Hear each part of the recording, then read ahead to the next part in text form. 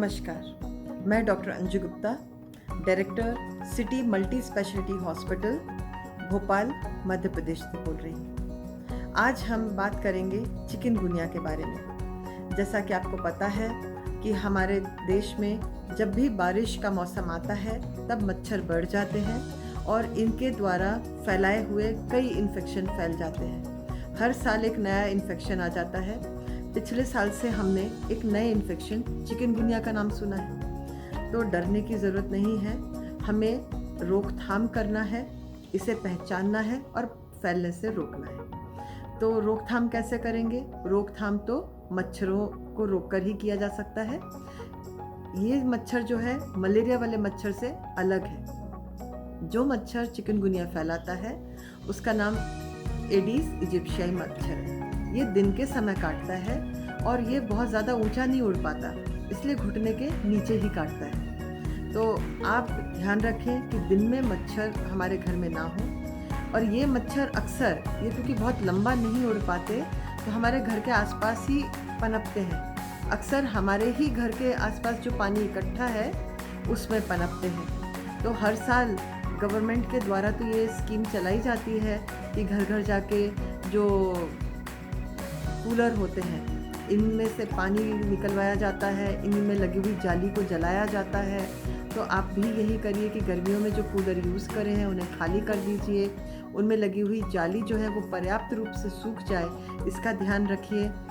और आपके घर के आसपास गमले में या कहीं भी पानी की टंकी का ढक्कन लगा हो ताकि मच्छर उसमें अंडे ही ना दे पाए। तो आप अपने घर के आसपास और अपने आस पड़ोस में रहने वाले लोगों से भी कहें, जागरूकता फैलाएं कि ये लोग अपने आसपास पानी इकट्ठा ना होने दें।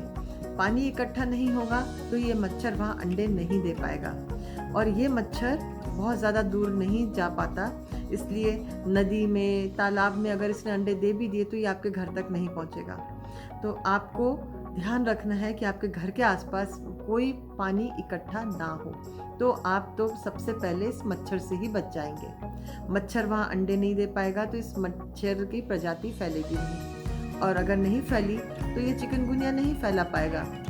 पिछले साल चिकनगुनिया, जीका वायरस, ये दोनों ही नए वायरस हमारे यहाँ आए थे। इन दोनों के लक्षण लगभग एक जैसे कि बुखार आना, हाथ पैरों में दर्द होना, जोड़ों में सूजन आना, चकत्ते आना शरीर में, ये दोनों के लक्षण लगभग सेम है।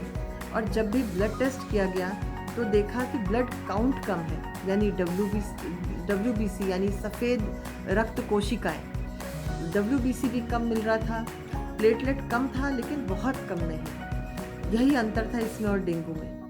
तो पेशेंट्स अपने आप ही ठीक हो सकते हैं अगर हल्का बुखार हो तो, लेकिन फिर भी मैं आप सभी से निवेदन करूंगी कि आप हॉस्पिटल ज़रूर जाएं और जो भी ट्रीटमेंट दिया जाए वो ज़रूर लें। आप अपने तरफ से क्या कर सकते हैं? आप पौष्टिक आहार लें, पानी खूब पिएं, पानी की कोई कमी शरीर में ना रहने दें और जांच अवश्य करवा लें, क्योंकि सही जांच नहीं होने पर सही डायग्नोसिस नहीं हो पाएगा तो हम कैसे ठीक होंगे।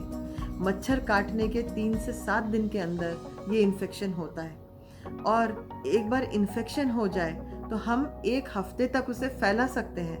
तो आपको यदि इन्फेक्शन हो जाए तो 1 हफ्ते तक कम से कम आप अपने आप को मच्छरदानी के अंदर रखें ताकि आपको काट के कोई और मच्छर आपके परिवार में किसी और को इन्फेक्शन ना फैलाए। तो मेरे ख्याल से आप समझ ही गए होंगे कि इन्फेक्शन आपको ये नया ज़रूर है, वायरस है, इसलिए अपने आप ठीक भी हो सकता है, लेकिन हम इतनी बेफिक्री में ना रहें कि अपने आप ठीक हो जाएगा। इसलिए डॉक्टर के पास अवश्य जाएं और जो जांच डॉक्टर बोलते हैं वो अवश्य करवाएं और ट्रीटमेंट लें ताकि आप भी स्वस्थ रहेंगे और आप अपने घर वालों को भी स्वस्थ रख पाएंगे।